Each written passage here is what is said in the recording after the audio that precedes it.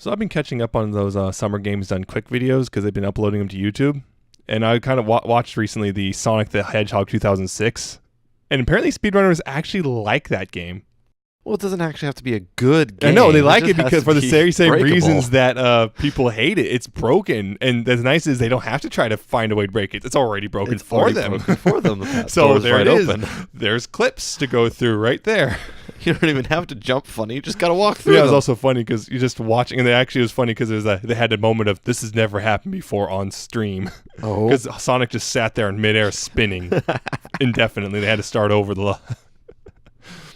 because it's Sonic 06 and they keep Sonic finding new ways to 06. break it.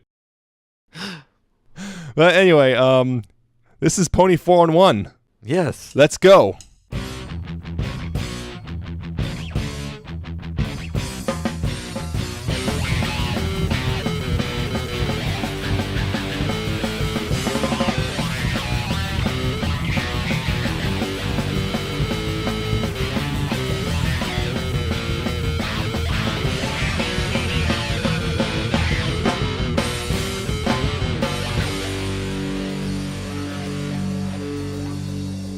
Yes, this is the Pony 411 podcast. This is episode 148 for the week of July 17th. I'm Nemesis, and joining me is Alcatraz. Yes, we're not here to talk about Sonic, This is Ponies, as much as we saw that one poll with Sonic and MLP. Oh, jeez. Sonic 411. Yes. Yes, we'll Sonic just rename. 411. Oh, jeez. We'll be part of the Sonic fandom. Go for fishing. Go fish. Play Sonic Dreams Collection. Make our own version of Sonichu. Oh. But yes, we got a bit to talk about. Not the usual old episode or anything. We got a little bit of a different topic. We also got, once again, 2 weeks worth of news, including a little brief, I guess, mini discussion in the news. We'll get to that. We'll get to that. And a fanfic, and also some fan music at the end. Yes. So if you want to follow along with the news, though, you could go to pony411.libsyn.com/show notes. That's LIBSYN. And click all the links there if you want to find out more information. So let's get going. In convention news, Project C PonyCon has been announced for Bangkok, Thailand. This was apparently announced at BronyCon during their Asian Brony panel, or whatever that was called. Yeah. So guys, Thailand has 2 cons now. Dang. That's weird. Good for them. Yeah, we still got 20 or 30 years in the U.S. Yeah. Anyway, speaking of BronyCon, though, BronyCon 2017 will be August 11th through 13th, and badges are already on sale. Yay, maybe they'll get better attendance, because they're in the 7,000 range, because then they blamed the fact they went to July, which is like, why did you go to July? Yeah, maybe, booking I guess. Problems. Could be, but they were expecting to be low because of July. Yeah. They learned, okay, we're not going to do that again. Yep. July is just not a good month for as Everfree has learned, too. Yeah, let's have a convention on July 4th weekend. What? Why? Anyway, moving on from that complaint nonsense, Galacon has announced the European Continental Championships for the official CCG will be there, plus the first prize for the cosplay contest. Cool. Mm-hmm.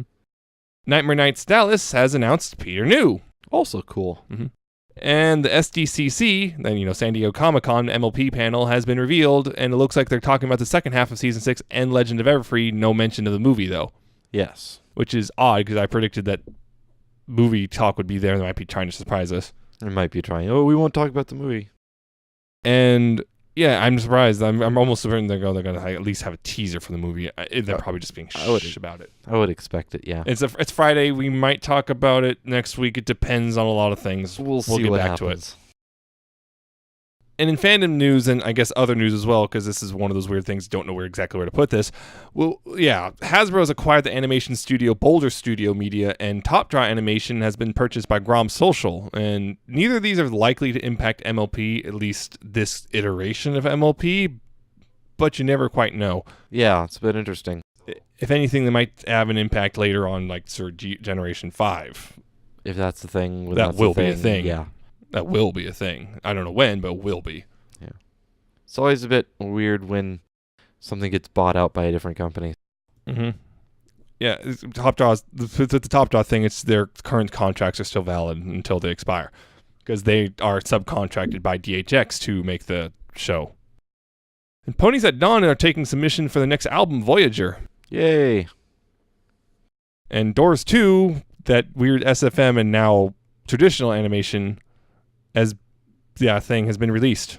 It's pretty cool. It's a lot longer than the first one, like 3 times longer, I think, because it's got like 3 songs in it. Yeah, it's a bit longer. It's still pretty nice. Yep. See how long this one goes though before it gets a copyright block. Yep, we'll see. The first one did. Oh yeah, you should go watch this goofy animation called Boxin'. Just do it. Yeah. It's also part of a series based on just watch it. It's funny. Yeah, based on a comedian with Scootaloo. It's great. Legends of Everfree is going to limited release this December. And to celebrate, they're doing one last open server weekend on July 29th through 31st. Yes, it's the last open server weekend because in December, it's open, not just a weekend. It's limited open. Limited open, but it's not like just a weekend. Yeah, they're actually going to go live for real. Yay. So it's actually, functioning. Yay. I'm dealing with a lot of servers not functioning lately. And Pony Finder has a Kickstarter for the D&D 5th edition adaptation book, which has already met its goal and surpassed it way, way over, but still, it's there. Yeah, so if you still want to get on the... Or you just want to look at what they're doing. Or you can that still too. back it if it's still alive. Yeah, you can still back it, or you can just at least look at what they're doing if you're at least marginally interested. Yeah. Anyway, merchandise news, and lots of it again. Apparently, Andrea Libman did some voice work for the Puzzle Party game. For the currently iOS only, but she did some voice work. Yeah, they actually got a real voice actor. Yeah, although she called it Pebble Party. Yeah, I remember the Gameloft one does have actual voice work, so it's not that big of a deal, but it's still kind of nice, I guess, to know. Yeah, because a lot of times they'll grab someone else and it's or just not have voices at all. Yeah, that one. Ty has revealed their princess plushies. Hey! Which are slightly larger, and there's Celestia, Cadence, and Luna. The Wonderbolts Brushables box set has appeared at Argos UK, which is also going to be apparently in the US a Target exclusive. Yes. Speaking of exclusives, the Toys R Us exclusive Elements of Friendship series has started to appear in stores. Some of the other TR exclusives have been announced, and these are Funko Pop variants, which are translucent glitter variants of Pinky, Dash, and Twilight. Yeah, the glitter that rubs off and gets on everything. Or might be embedded glitter. And pictures looked like it was stuff on the surface too, so... Whatever. And in the final bit of TRU exclusive, they've announced their SDCC exclusives in their Applejack and Rainbow Dash FIM/Equestria Girls 2-packs. Basically, an Equestria Girls mini and a pony in one box. And these are where the glitter variants were coming from. It's like, aha, that's whether they are. Plus a collection of glitter blind bag figures. I think it's like 8 or something. I don't remember. What is with everyone's obsession with glitter lately? Glitter. It gets in your eyes. Yeah. The Nightmare Night Friendship is Magic Collection smell packs are now available on Amazon, including, I guess, Scootaloo in a wolf costume. Yay. Wolfaloo. A Wolfaloo. Wave 17 of the MLP blind bags has been released, and it's mostly the Wave 7 re-release with some Nightmare Nights figures added as we have talked about before. Yep. The first wave of the Legends of Everfree dolls are available on Amazon, which, yes, they're Equestria Girls dolls, so you know what to expect from that. Yep. Not minis. Yeah, not the minis. Yeah. They're just the standard We'll probably ones. see minis soonish of the, I guess, Legend of Everfree stuff.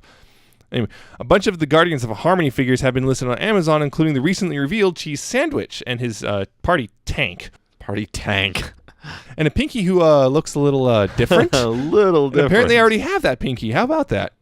Yeah, it's apparently Pinky. And it's I guess MLP Transformers crossover finally happened. Not quite. Yeah, Amazon's using a picture of Transformers Onslaught from Combiner Wars. It still Hasbro. Yeah, At least. just not the quite right line. Still, though, I wish for the MLP Transformers crossover make it happen, Hasbro.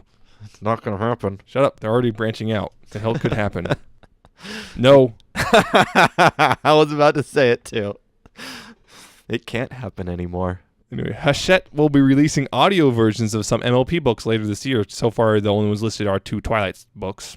But, yeah, audio versions if you don't want to read them. Listen to them while driving to work. I wonder who's going to get to narrate. All of the people? I don't know. Get them all to narrate. There's always there's almost always with these things one person who's reading the story. Samuel L. Jackson or Morgan Freeman. William Shatner.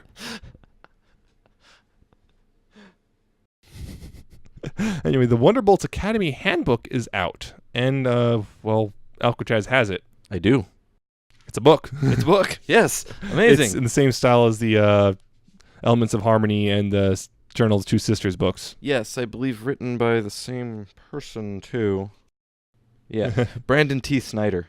So yeah, it's a basically it is. Thank God it's not Zack Snyder. That would be a very interesting book. No, basically yeah, it's Wonderbolt's handbook. It goes through to talks about history of Cloudsdale, the Wonderbolts Academy, where it came from, where the Wonderbolts came from, and rules. Yeah, and it goes through. Basically, it is how Wonderbolt is expected to behave. Yeah, it is basically like curriculum. A handbook for the Yes, Wonderbolts. It is curriculum material, and it goes through things. One thing I notice it kind of talks. It's very much aimed for definitely kids. Yeah. But it talks about what to do in certain circumstances and things like that. And it's actually don't really bully. Kind of neat. Yeah. Anti-bully how to deal ranger. with bullies. Don't be a bully. But yeah, and then it's also got some extra Do's and stuff don'ts. at the end. There's some notes from Dash too. Yep. She puts some little notes here, including some which are blatantly wrong. Yes, because yeah, it's not just a handbook; it's a workbook. It's supposed to be a workbook that you write answers in. I dropped out of flight school.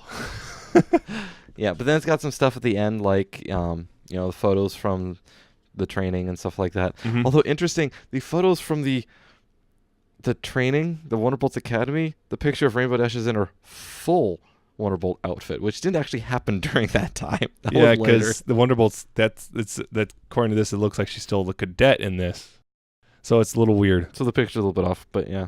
Also, there's that little thing that's implying all the Wonderbolts can do Sonic Rain Booming. Yet it's been said that only Dash can do that it. One's so a bit interesting. Guess what? We got a weird tiered canon thing going on. So show beats the book. Yes. Show beats the book. Unless the show starts saying, "Oh, a Spitfire can do Sonic Rain Boom." Well, there you go. Yep. So there's some odd inconsistencies once again. Yep. Alas, still, that was what, $15, $20. Like it wasn't too bad. I think it was worth it. I mean, there's cool stuff. I was like, yeah, it's fine. If you like the Wonderbolts and like Rainbow Dash, then yeah, I was just like looking through. It's like most of this is not really that interesting to me, and it's like not aimed at me. So like what very little I could glean from it was, I think for me, not really would have been worth it. But if you are a Wonderbolts fan, then I would think you'd like it. I like it, and I think it was worth it, especially if it's something you want to get signed. This is definitely signature material. Right. There's cool little doodles in here and there on it too. So I like it. I think it was worth it. I think if you can get on sale, go for it. But otherwise, I would not pay full price. I would. I did. Only fools would pay full price. Anyway, the new MOP soundtrack just released. It's $10. Get it from several different places or listen on Spotify or YouTube. Yes, they actually put it on YouTube. Yeah, they did that for the last album too. Yeah, it's kind of cool. Yeah. And then every video has a link to buy the album. But yeah, it's mostly the cheese sandwich songs. There's a couple other ones like Lena Hall's and that one Diamond Tiara song. And oddly enough, the Pony Polka from season 1 is on there. That is a bit odd. Yeah, just out of nowhere, that's on there. It's like, oh, okay. There's still obviously some notable things missing. Celestia's Ballad. That's still missing, obviously. But I'm talking. There's that one, the other song from the that Cutie Mark Crusader episode with. There was a few songs. Yeah, but there's just that one. There's a song in there in particular that was also missing where they're trying to tell Diamond Tiara to stop and everything, and that's just missing for whatever reason. Though that one's an interesting song too. Yeah, I think that's what I'm still wondering why some songs just aren't on the soundtracks yet, and it's kind of odd. I suspect some of it is just some of it, like some of the Pinky songs are really, really short. Yeah, like sub 30 seconds, and I think with Celestia's Ballad, I think it's one of those. There's no real clean way to end that. It just kind of. I remember the song just goes straight into the background stuff. Yeah, that might be why it hasn't shown up, because they probably have to record a whole new section. They don't want to do that. I don't know. There might be a whole multitude of reasons. Or one notable missing one, I guess, is the Cutie Mark Crusader song, which is a weird one that there's no good version out there. Yeah. Because who wants to listen to an intentionally bad song? Well, there are some people who really Those people want are crazy. What they really want is they want a good version of that song. They want the intentionally bad version. Yeah, there is no good version, though. They've already confirmed that. Yeah, no, recorded anyway. It was written to be good, but then it was recorded to be bad. Yeah. But yeah, it's $10, just like every other one. It's decent. It has actually less songs than some of the other albums, but it's still, if you're really one of those Weird Al ones, they're all there. Go support the official release. And finally, in the merchandise news, Season 5 DVD is set as out. Yay! Yep, Amazon exclusive, $35. Comic news: the Friends Forever Omnibus Volume 1 is available for pre-order on Amazon. First omnibus for the Friends Forever series. Yay. And Friendship is Magic number 44 has a preview on iTunes. Go spoil yourself. And speaking of that, the SDCC exclusive cover has been revealed, and it's a Gem in the Holograms themed cover. I like we got a while back we had that pony reference. And Gem. Yeah. Sunset. Yep. Pony form. As a pony plushie. form as a plushie. Giant plushie. I want a giant Sunset plush. You can buy them. I know. I said I want one. Without Commission paying one. that much for it. Commission one. Someone should They're buy worth one the for price. me, is what I'm saying. Oh. Please. Please. Anyway, moving on to our final second to last section. Friendship is Magic. Yes, we're switching things up a little bit. Based on a tweet by Tara Strong, the movie might have slightly updated pony designs. Well, the movie is being done with a different program. They're using Toon Boom and not Flash, so they may have taken this chance to update some of their assets. And then the question is, from there, are they going to keep the updates from any post-movie stuff, if there is any post-movie stuff? Yeah, we don't know yet.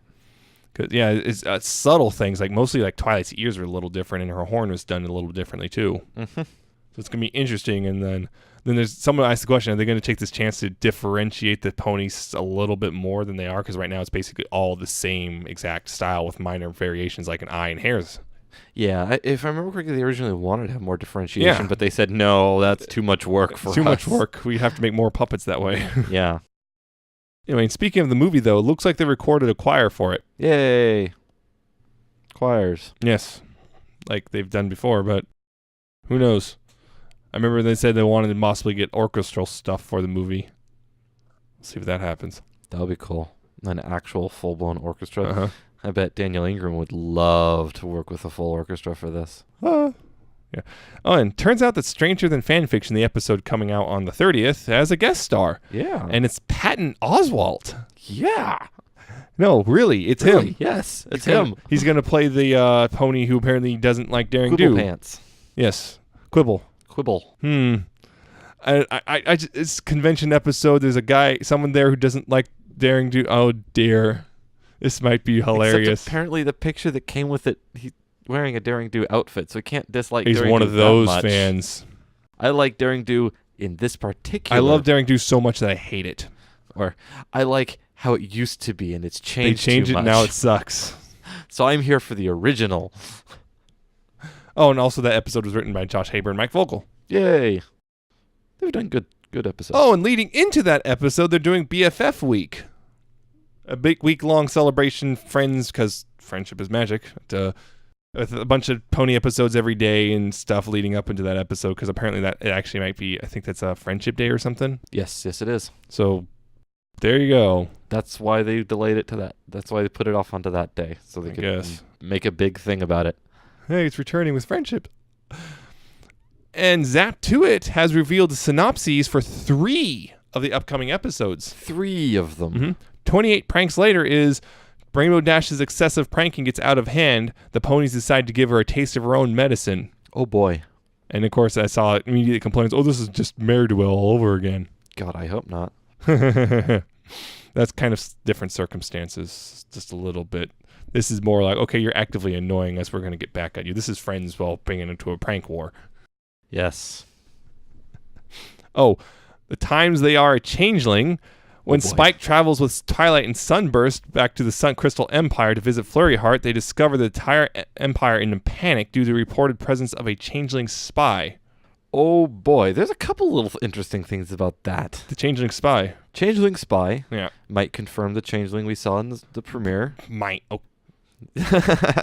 Yeah, might confirm the thing we all saw. Yes. But the other one is a little bit more subtle. Twilight and Sunburst. Sunburst. That might be a typo. Some people speculate it might actually be a typo. Yeah. That's like... It's weird because Sunburst should be in unless Sunburst went to visit Starlight or something, and then Twilight's just traveling back with him because she's going to go see Cadence is Shining anyway, so why not? Yeah. So it's Also, been opportunity to make a interesting. new friend and maybe learn a little bit more Starlight, and maybe learn a bit about some embarrassing childhood stuff so she can hold it over her head. So that has been interesting. Mm-hmm. Also, as I know Spike travels. Yes, so it might be a Spike episode. Ugh. And we could be looking at Expectations lowered. a Spike episode. I don't know. They might still do all right. Yeah, but still expectations lowered. Just to be on the safe side, it's Spike. I'm lowering my expectations now. And finally, Dungeons Discord, though. Oh boy. When the main six leave town, Discord decides to join Spike and Big Mac's role-playing game session. Well. Oh, yeah. So I wonder if they're going to go with that name brought up in the comics, Obolites and Ogres. Maybe. Because if they don't, oh crap, not again. I mean, it's not like they can't. They own Dungeons and Dragons, don't they? Hasbro? Yeah. Yeah. It's not like they can't use the official name if they needed But to. they'd want to at least separate things out a little bit. But that's interesting. Okay, so Discord, Spike, and Big Mac. That's a combo. Yeah, probably because they couldn't get Shining Armor down from or Crystal Empire. Or this is, once again, the TV show staff ignoring the comics. Yeah. That would be really cool. They haven't really properly explained why they don't bother with the comics. They just don't. Maybe, I don't know what the difference is in writing times. How long it takes. Well, at least you think at least look at the comics occasionally. Especially this was, how long ago was this? Wow, like issue 9 or 10, which was... Yeah, it's been a while, so they'd have a chance to see it if they wanted to. Yeah, they had to have seen it. The thing is, I know, like, Jim's like, oh, we don't really read the comics. But why, though? Why not? I don't know. There's a number of course, of it's reasons. weird because I also remember the comic thing was like they said the comic people said, oh, one of the things that we have to do is with the comic, any story ideas that come up with have to be run by the TV guys first. Yes, but which ones are the TV guys? So you think, and then because they said one of the things is once we got rejected because it's too close to an episode of the series. So it's one of those someone's knows. So I'm not sure. You think with this sort of thing they at least have some better cohesion. I would like to see better cohesion as it stands, because now we have this tiered nonsense we have to deal with. Yeah, I think we're gonna have tiered even if there was cohesion. Yeah, I know. Right, so a little bit of addendum to the synopsis we just talked about. Stuff happens while we record. Yes, stuff happened. Extended synopsis for 2 episodes. Stranger Than Fan Fiction. Rainbow Dash attends the Daring Do convention in Manhattan and meets a pony named Quibblepants, voiced by Patton Oswalt, who despises Daring Do as much as she loves it. The two of them get wrapped up in a real-life Daring Do adventure and must settle their differences if they have any chance of surviving the convention. Surviving the convention? Yep, that is the new synopsis for that episode, I guess. Stranger Than Fan Fiction, yeah. Yep, Stranger Than Fan Fiction, which you didn't talk about, but yeah. It's something. And also a new synopsis for 28 Pranks Later, which is 2 words longer, but reveals everything. So, spoilers, I guess. When Rainbow Dash's pranking gets out of hand, the ponies decide to give her a taste of her own medicine, Zompony style. Zombies? Zombies. Because everything has a zombie episode. And we're getting our zombie episode, Here's our zombie episode. Woo! I mean, we talked about it. I think Spike made a reference way back when to zombies? No, not likely. Maybe we'll see a Thriller reference. Thriller, Walking Dead, Dawn of the Dead. Who knows what kind of references we'll see. I want to see it. Reference to the movie the 28 days later or 28 weeks later. Yeah. Who knows? So anyway, back to the actual pre-recorded episode. But that's it for the French's Magic news, and one more news item, and this is kind of a big one. Equestria Girls, yes, that. Yes. This is all the reason I put this last, because it kind of ties a little bit into what we're doing. A little bit. Some info for Legend of Everfree has popped up on Hasbro's official Equestria Girls site, including the name of another character. Because we already got Gloriosa, and so there's a little bit, some character bio stuff, a little, like, I guess, text messages on the character profiles, which apparently have a little bit of extra stuff, and there's a guy named Timber Spruce, who apparently has an interest in one of the Equestria Girls, which sets off, like, 30 alarm bells in my head. I am a little concerned. It has given you a frighten. Yes. It's doing you a concern. And it seems to be implied he's interested in Sci-Twi based off some of the other stuff, but they haven't actually named anything, so I'm not sure if they're just intentionally being cagey, knowing there's going to be a nasty reaction, or if there's some sort of red herring here. It might be Sunset. Oh, God, that'd be terrible, too. It might be Sunset. But my biggest worry it's just gonna be he's gonna be Flash 2.0, just bland, uninteresting character who's there because some executive mandate. That's what and that's why my biggest worry is it's like they learned nothing from the first time around. I was actually kind of talking a little bit about this on Twitter. I'm worried they're literally just gonna do it again. Like, ignored all the criticism, the valid criticism they've had at this point, several years worth to listen to, and they have acknowledged even, and they just went off and tossed it, and like, whatever, and just do it again. That's my biggest worry. On the other hand, I was speculating maybe he's a villain.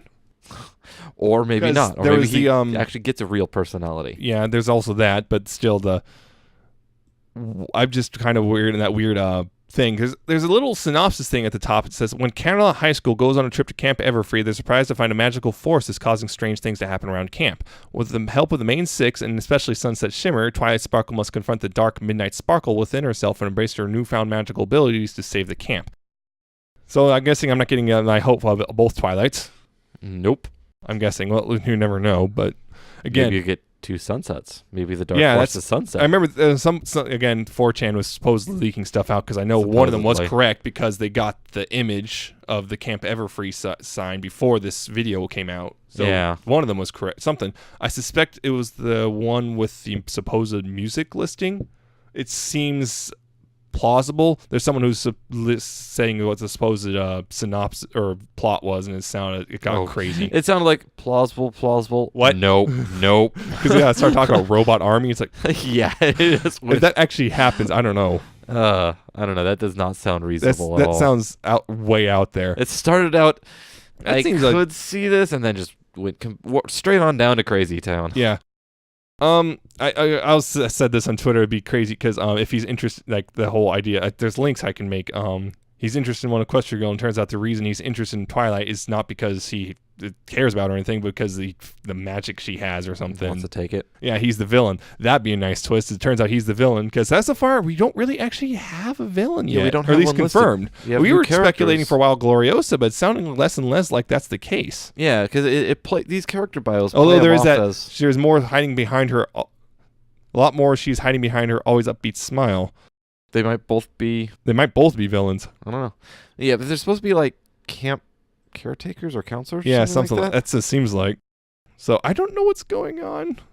Yeah, it's that weird point of, I could see this going bad, I could see this going good, and I don't know how to feel about this. Yeah, especially the timber thing. That's what, and it doesn't help that Ishii Riddell's being really vague on Twitter about it. Though that might just be to rile people up. Or just because he can't actually talk about it. Yeah, because of legal stuff. I mean, we'll almost certainly find out more next week. Yeah. I mean, they're going to talk about it, so we'll probably find out at least a little bit more. And I'm wondering, because they're going to have a Q&A session, I'm interested to hear what people are going to ask about. It'll also be funny if once again it's like some kid asks them some really difficult question about the movie, and they're going to have to sit there and go, I love that. Yeah. Because I always say the kids. But this kind of leads, though, I guess, moving into a discussion, this kind of leads a little bit into our discussion point, which is a little bit of an odder one. And just bear with me. With D's, not T's. Yeah. Not talking about aquatic author mammals. versus audience, in a sense. This kind of leads into it, because I think, like I said, one of the biggest criticisms of Equestria Girls, and this went for a good, solid, long time, it's obvious that they've acknowledged the criticism, is, well, Flash, and that's kind of the thing, is audience versus author versus audience, and that kind of weird relationship that has kind of exploded, especially with social media and whatnot. Because before, it's like, if you want to contact them, you had to find out where to write them with a letter, or in really rare cases, a phone number. Yeah. And you had to contact them that way, and that was it. And then you really have no idea if they actually got it. Yeah, unless they gave you a reply, which sometimes, even then, you might just get a form letter. Mm-hmm. But now with social media, Twitter, Facebook, and stuff, we can now contact them directly. And that has changed things a little bit. And that's one of the things. So now they have they don't have a wall. They now have immediate feedback on stuff when they release, because they can go on Twitter. Oh, okay, that's how they're reacting to it right now. Yeah. And especially with this, like, I mean, yeah, we get writers and producers from And directors. MLP. Yeah, all of them. The whole staff. I mean, not only do they talk to us, listen to us, I mean, heck, a lot of them will sit and live tweet the episodes Yeah. and talk to the people watching it as it's airing for the first time. We've never had stuff like that before. That's a really recent phenomenon. Yeah. Before that, it was just you had to wait, or there was like a thing you had to go to a convention and ask them, or you maybe sometimes occasionally, like in the mid 2000s, they'd sign up for a message board, and occasionally you'd be able to catch them when they're on some point, but that was it. Yeah. So it's changed things up, and so the author and audience dynamic has changed a little, and at this point, we now have audience, the fandoms of various things, including MLP itself, are now weighing in really heavily on stuff, and often sometimes even influencing it. And that's sometimes, and some people argue fandom influence might actually be a negative. Is this a good thing? Is this Yeah. a bad thing? At what point do we say which one it is? And sometimes it's, there's the good old, of course, the obvious one, which is criticism, critique, criticism, and just commentary in general on like episodes and whatnot, which is obvious. That's almost always immediate, like, I didn't like this, or I like this, and this was funny, et cetera, et cetera. And sometimes there's the I don't understand this part, which has happened before, which that's the authorial intent. Mm-hmm. Sometimes you get that. This has happened before, where what they meant to do and how the audience interpreted it didn't totally match up. And this isn't as super common, but it's happened a handful of times in this show. It's this specific show, I should say. Yeah, in MLP directly, I think the first major incident of it was the Feeling Pinky Keen. Well, that was the first biggest. There was the first big one. Yeah, that was the first big, because there was they intended it to be to like listen to your friends, and the audience interpreted it as a lot of people actually is like, this is anti-science or anti-intellectual. Yeah.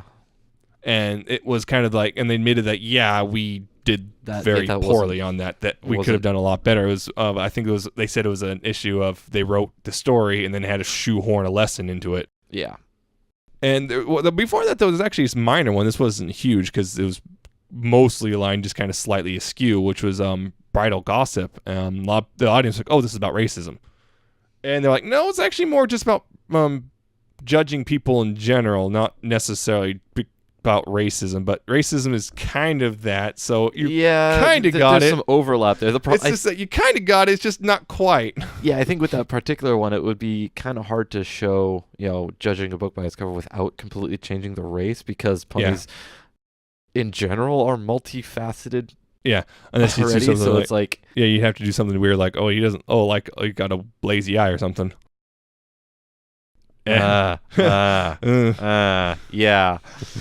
Speaking of, last time they did that, and actually that's a good topic. Yeah, that's another one too. They pulled that episode. Why? How much influence? How much of that was audience influence? Yeah, a lot of us want to say it was, but it's a weird one because the last roundup aired, and Derpy by name, just Derpy, and with a voice, which was a little unfortunate because of the implications it had, which was an accident. Yeah, and was an accident. They wound up pulling, they pulled it from iTunes and all that stuff and replaced it with an edited version. I'm pretty sure any future airings also were edited. Yes, they have never aired the original version again. And so the original version having is like a big deal, I guess. Yeah. It's a weird one because a lot of people claim that a small number of people ruined it for the rest of us. Some people claim it was only one person. Yeah, there's the one person thing. There was also actually people out there who say it was 4chan people actually imposing as concerned mothers. Yeah, so there's a whole bunch of theories. There's a whole bunch of theories about this. It could have just been one of those, oh crap, they saw what happens, like, oh crap, what we just do. Yeah, we really don't know. Like Tabitha said, I think, Tabitha did the voice, and she said it was she was misunderstood and thought it was a boy. Yeah, that's so why she did the voice that way. Yeah, so it was one of those weird things. I think Amy Keating Rogers wrote the episode or something, and she says she would not have used that name Derpy if because she found out about a certain definition of the word, and then there's arguments about that and all this stuff. So it wound up becoming, she disappeared for a while, and then she came back, and she wasn't named, and now she's clearly, and now it's apparently Muffins officially.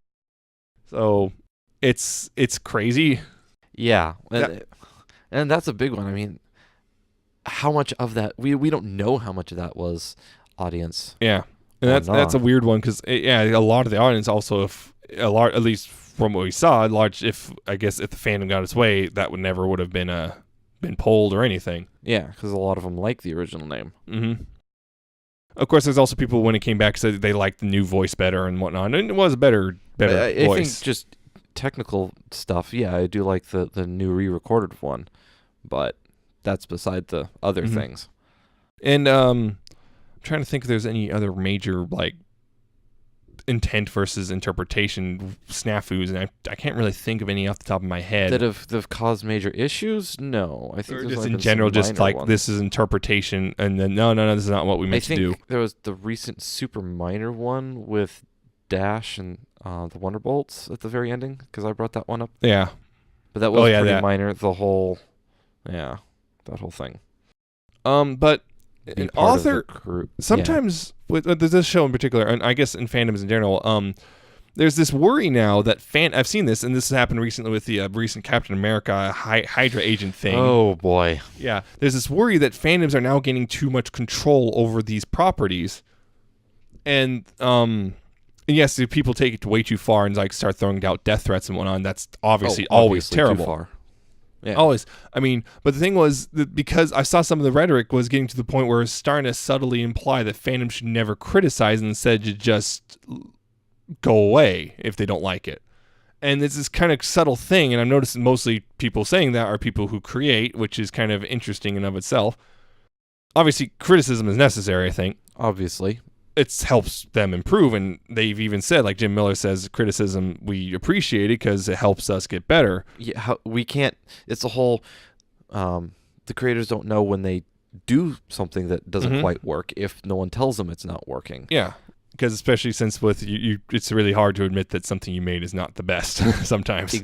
It is. But that's one in particular. It's like, how much control do fandoms have, and how much should they have, or if any at all? And because it's kind of the influence, because let's be honest, the MLP fandom has had a noticeable influence on the show. There has, yes. In many ways. Some names of ponies have, Vinyl / DJ Pony, Octavia, Lyra, Bon, sort of. Sort of. Yeah, or the whole 100th episode in general. Just these are little things that like we've influenced in some way or shape or form. Or Stephen Magnet, that's a big one. Stephen Magnet, although I could say that was Google's fault. Well, it was, but we just made it popular because we thought it was hilarious. It was great. And so we have had a noticeable influence in that way. Some people are saying we've had an influence in the sense that season 1 is significantly different from the later seasons, and it's kind of... I'm not sure if that's totally the case. I actually would say there is a noticeable difference, but I can't say why. I'm not saying difference. I'm not sure if it's the case that the fandom was the reason for this noticeable. Like, season 1 was very much more self-contained and smaller scope, versus now we've got these larger scope stories and they're more connected than they used to be and whatnot. I think one of the biggest arguments to say that is more fandom, or maybe not our fandom, but just the general audience and success of MLP as it's just going. The original season, the first season, it started out, like you said, it was a lot more contained, but it was a lot more innocent. A little bit, yeah. And now we get these more intricate, darker subplots. Not that much, but it's definitely noticeable that the stylistic thing of it has changed. The story writing has changed. And people say that the fandom's putting too much influence on the show, but then you got the people who work on it saying, no, that's because that's what we want to do. Yeah.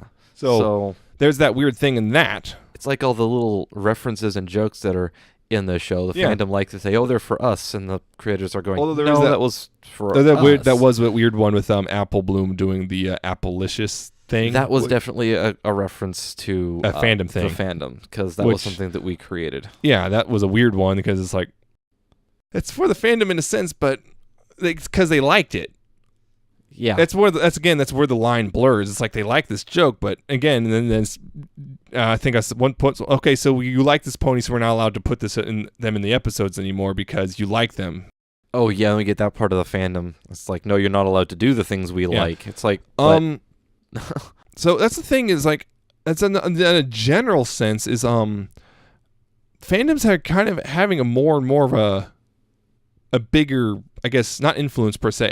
They're more visible to the creators, to the creators in particular, and that can even even subtly or subconsciously influence their work. Because now they're thinking about this fandom too.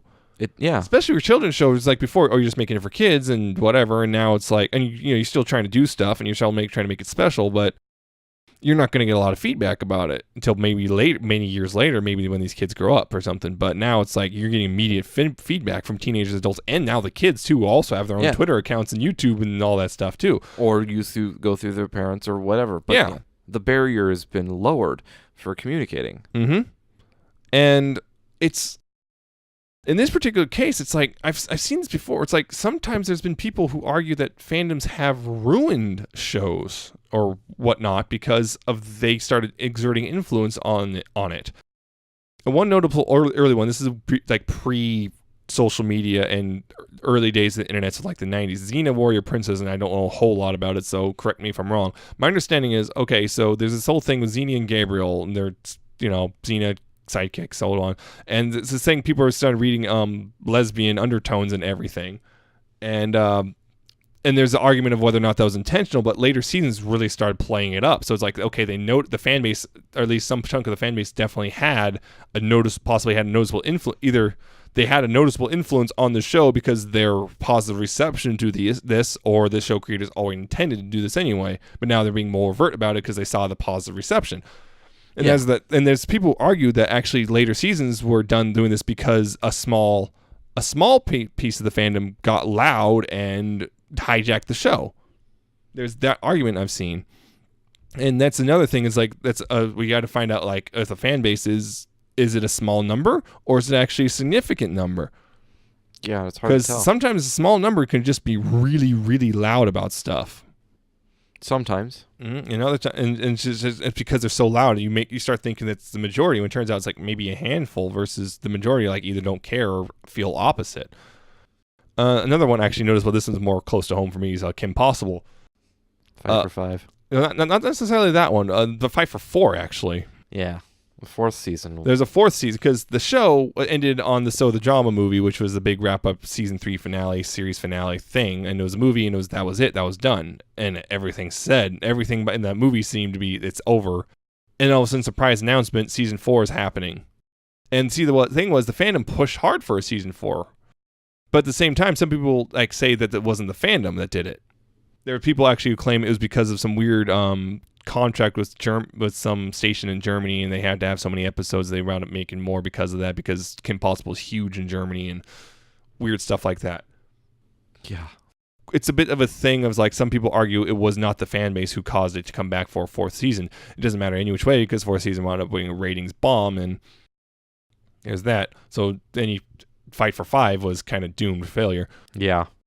Yeah, there's also sometimes where, say you're supposed to end something on a movie, and all of the plans say, yes, this is the end, but then the movie does really, really, really well. Oh, yeah, that. And then the executives go, yeah, no, you're going to do another season because we want more money. Exerting a financial influence on a property, not a creative influence. Even if the fandom says, no, we don't want anymore, this is a good ending, the executives go, yeah, no, we want more money. Speaking of Kim Possible, someone would argue that the fan base also had a negative influence on the show because the show started drifting in focus from Kim to Ron, and started doing all this sort of stuff.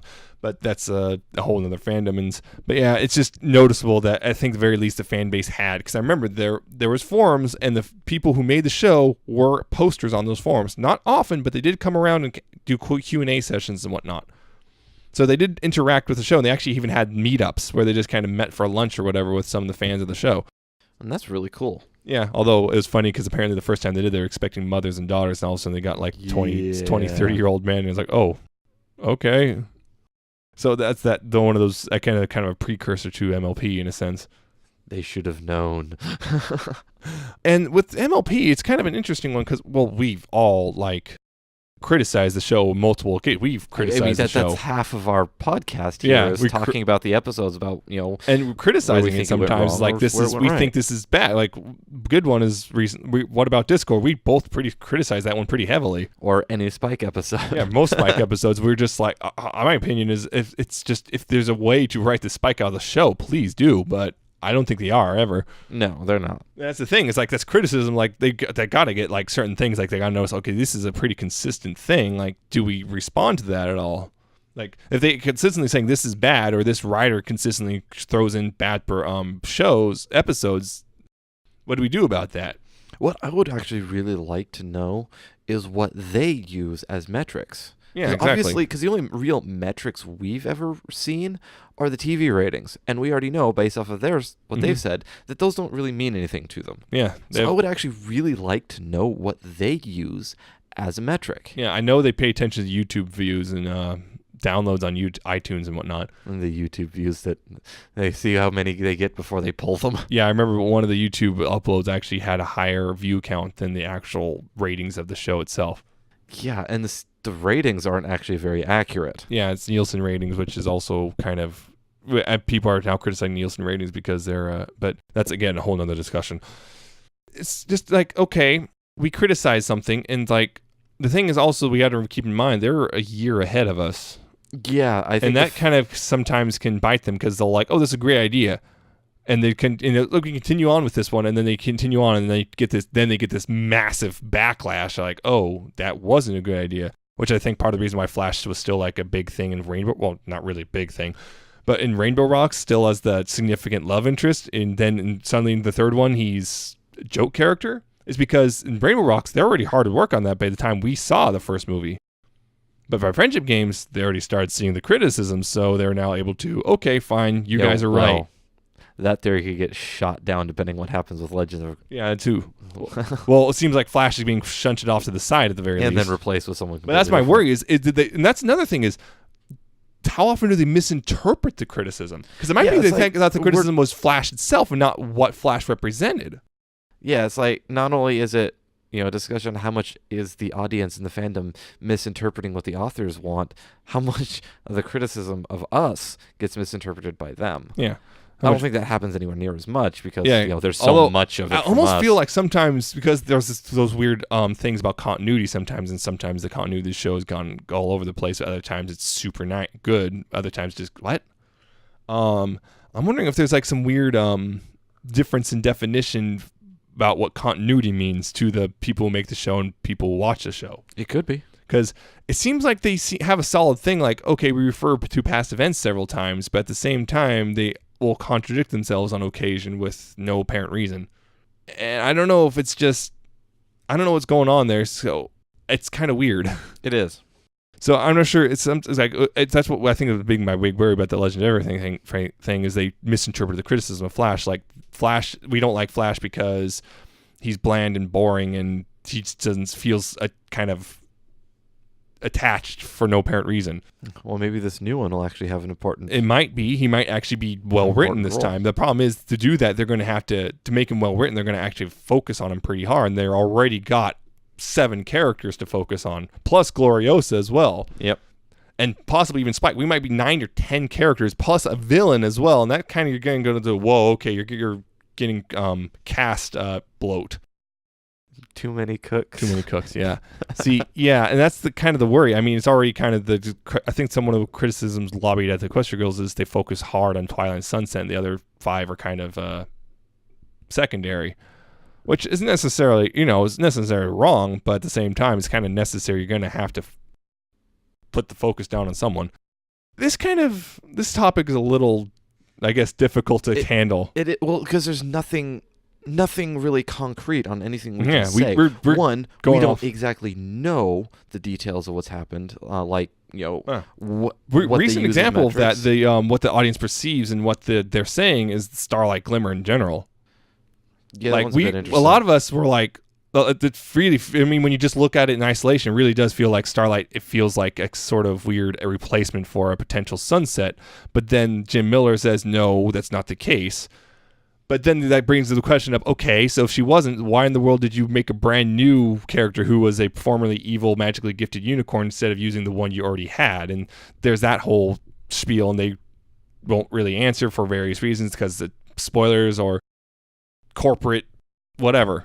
But there's also a lot of us in the fan that really like Sunlight Glimmer. Wow, I just did it. Starlight Glimmer. Yeah, there are people who do like her. And I liked her as a villain. A lot of them like her now. I know. I criticize her hard, but that's the question. There's who that you have to like look at dynamics and who like the numbers, and there's no real easy way to tabulate that. Yeah, it's really hard for us to say how much influence we actually have and how much is just apparent that but it's still there. One of those weird questions like criticisms is we got like, okay, this gets into this and this, and there's a lot of just information just missing because there's no way to obtain it or they cannot tell us said information. So like we don't know how many people in the fandom like Starlight versus don't like her so much, and we don't know why she's created in the first place or anything. They don't really talk about that so much. Who knows? They might be able to answer that at Comic-Con, especially if a kid asks it. They seem to be more willing to open up when kids ask that. Interesting. It's harder to tell a little kid no. Yeah. So please, please, if there's a child listening and you're going to be at a Comic-Con, please ask them why Sunset isn't in the show yet. I want to see them sweat. Oh, God. I want to see them sweat when they realize they're about to step into a minefield if they answer wrong. But another part of me wants not to put them in that position because sometimes they might not be able to due to other things outside of their control. And it kind of sucks to be put in that position. So then, okay, we got to ask a Hasbro executive. I don't mind putting their feet to the fire. Especially since it's possible they're the reason why Flash exists and why the Flurry Heart exists. Although, again, that's a weird one. Yeah, we still don't know. It seems like Flurry Heart is like a Hasbro thing, but then someone said that they came up with Flurry Heart at the writers' den. So like, and sometimes you have to ask them. It's like, not one point did you maybe ask yourself if this was really a good idea? But they're supposed to. I know. It's supposed to be part of their job. Yeah. So. Yeah, it's just one of those weird things. We're never going to get to the bottom of this unless all of a sudden things get super open, which I don't see happening ever because Hasbro seems to like to pretend to be secret even though everything leaks out anyway. Yeah. But yeah, I mean, the whole how much influence should we have? How much influence should we have? Do we even have an answer for that? Is there... Yeah, there is no real... I don't think there's any real right answer. Like, there is obvious... Like, fandoms now have influence on shows. I don't think there's any way to deny that. And let's be honest, fandoms have influence, especially on long-running franchises, because a certain fan in the 80s grew up with My Little Pony and then created a new version of My Little Pony that we all watch now. That is a fan having influence on a franchise. Basically, yes. That's how this and that's also happened in started. Star Trek. People watched Star Trek and then grew up and started writing for Star Trek. Yeah. So and that was almost not a thing. If yeah. You look back so at the original series no matter how you look at it, fan bases will always have a influence. It's just it's sort of how things. I think grow, fan base being controlling about it. No, I don't think they should. And I think creators obviously need to be able to. But the same creatives need to be able to say, no, this is not, we're not going to listen to you right now. This is a bad idea and this is why. But at the same time, creatives should not be allowed to just go off and do whatever the heck they want because then you get Star Wars prequels. They're not all that bad. Well, the Star Wars prequels were. Those were bad. Yeah, but that's what happens when you have a creative. You have someone in control who just never told no or just allowed to do whatever they want with no repercussions versus someone who's someone to check in and go, hey, maybe you should reconsider this part. Yeah. So sometimes the fan base takes that job. Sometimes, yes. The problem is, one, creators do need to be able to listen to that. Yeah, but they also need to be able to say no. Yes.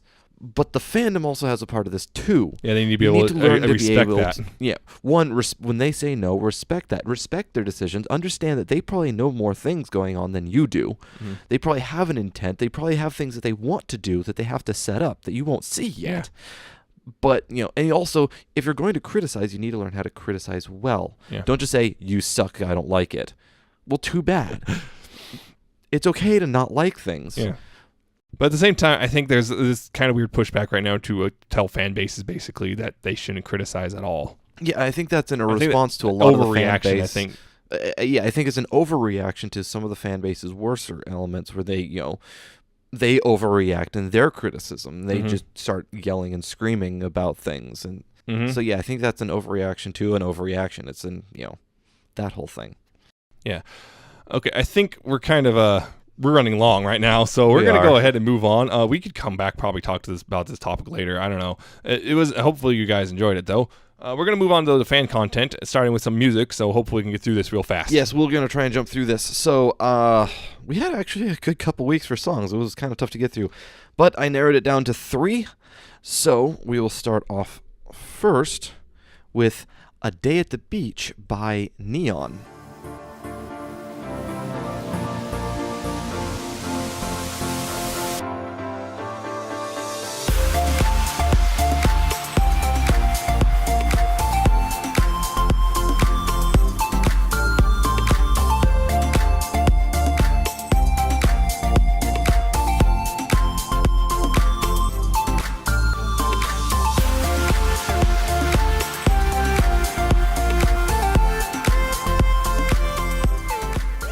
It's a nice, soothing, kind of bouncy, but not super bouncy song that really lives up to that beach part in its name. It's got that surf beach kind of tropical sound to it. So I really like this one. Yeah. It was kind of subdued overall. It's kind of weird to describe that, but kind of subdued. And it takes a bit for the actual beach tropical style to actually kick in. I was like wondering, it's like, is this song misnamed? No, okay, there it is. Yeah, it's just a little bit of an intro. And it's a pretty solid song overall. Yeah. The next one I have is Eastward by Silvernote. Cats run deep, but you'll survive. Where you're Elgin by road, the wind to take you beyond to the dark side, and the armory most midnight. Together we'll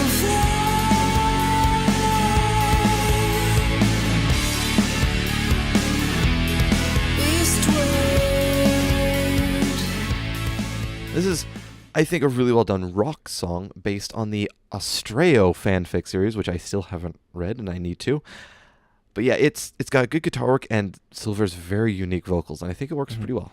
Yeah, I heard something in the background. It sounded like strings. I'm not sure if it was strings, but it might have been strings. It might have been. It sounded like either that or it's just a very particular kind of synth.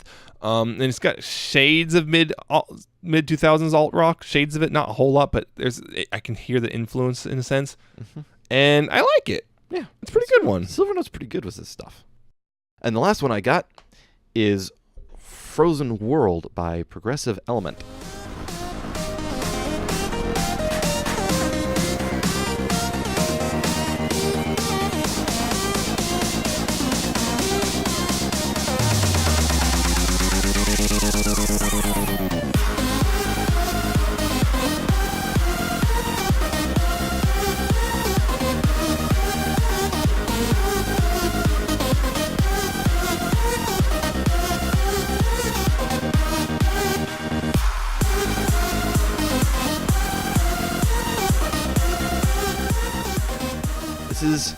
This is actually a song off the Lycan D's Beats album, Beats Me 2. It's the second one that's come out, so go check that one out. It's got a bunch of good stuff. But yeah, it's good driving, nice driving beat, good melody.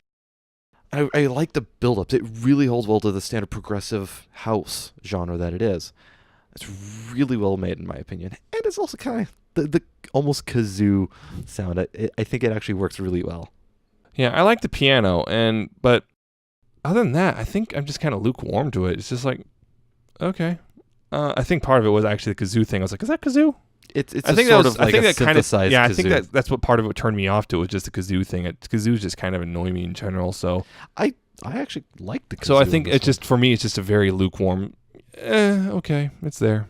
It's fine. There's a bunch of good songs on that album. I would highly recommend checking it out along with this one. But that's the three I've got for this week. So yeah, back at you. Yeah, fan fiction. I got one featured, The Challenge by ZOMG, and if you recognize that, that's the guy who wrote Hurricane's Way. I featured that a little bit ago and surprised how could it's a Twidash? What? You're featuring Twidash? Yeah, this is the sequel. In which there's another ritual that Twilight and Dash have to do, although Dash is being super secretive about, and no one was really telling. Playful than secretive. Yeah, a little secretive play to it. You got to find out yourself, and yeah, there's a bit of another challenge for Twilight to overcome, I guess, in a sense. And that's very much it. It's not quite as strong as the first one, but it's still kind of enjoyable, especially if you like the first one a lot. Just a continuation of those two. I like what you said. I like the first one more than this one, because I think there was a bit more to it. This one was a lot lighter and simpler. Yeah, this one's very lighter. And might very predictable, lighter. Actually. I saw saw the ending coming. It's bit. like, yeah, that's obvious how they're going to do that. Yeah, if you like Twidash, you'll probably don't care. You'll like it anyway. Although this one was more Twilight than Rainbow. Yeah, this was very much focused on Twilight. The first one was a bit more focused on Rainbow. That was more even. This one was a lot more focused on Twilight, which is why you liked it. This one's, I just threw this in because it's a sequel to something I featured once, right? It'll work. And plus, I think for that, you have to to preserve the mystery of what's going to happen at the end. You kind of have to focus heavily more on Twilight in this. That makes sense. And she totally cheated. It wasn't defined. She totally cheated. Yeah. There's no rule against a dog playing basketball. That doesn't mean it's good. Shh. Anyway, also updates, a perspective updated with another chapter in which a rock throws ponies around. Twilight and Sunset have a talk about a secret and set up a dinner date, and Luna and Celestia have a conversation about Celestia's recent behavior. That's it, I've got to say. I've actually caught up with this, and yeah, it's quite the cliffhanger. I'm looking forward to the new episodes. Episodes, huh? Episodes. You know what I meant to say. Animate it. Yes. Make this. You know what? Just make it season 7 right here. There we go.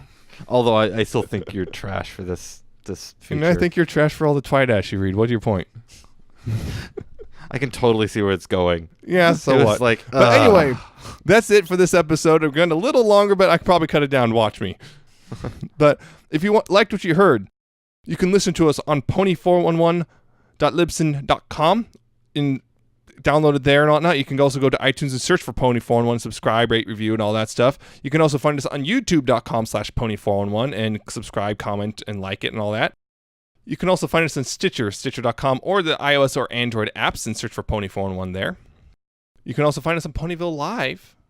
We're there every time we upload to YouTube. Or Ponyville FM every Tuesday at 6 p.m. Pacific or 9 p.m. Eastern. Or actually every other Tuesday, but soon to be every other Tuesday. You can also contact us for pony411podcast@gmail.com. Comments, criticisms, likes, questions, whatever. tell us what you think about our discussion. Yeah, this Portuguese one in particular. Yeah, tell us Tell us if we were just confusing or not. Yeah. There's also facebook.com/pony411. Like us there. We'll, once again, episodes go up there as they come out. Or Twitter. We're at Pony411 if you want to do our main way or see us goof off with TrotCon's Twitter or whatever, which is happening right now as we record. Yes, it'll be over by the time you hear this, but Yeah. Or there's our personal Twitters. I'm at Nemesis Prime 1. He's at Alcatraz with a 7 and 7T and an underscore at the end. Yep. I recently tweeted about I want to see Ghostbusters and Transformers and all that. And I saw it got new Transformers and all that stuff. I've been tweeting about Pokemon and taking pictures of But yeah, books. Pokemon Go happened. Yes. We were both playing a little bit. He's playing more than I am right now. Mostly because I haven't made any big trips to town yet.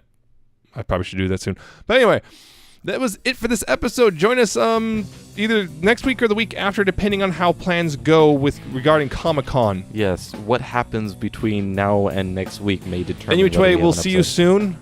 And don't forget, until then, though, please pony responsibly, guys. Yep. Goodbye. See ya.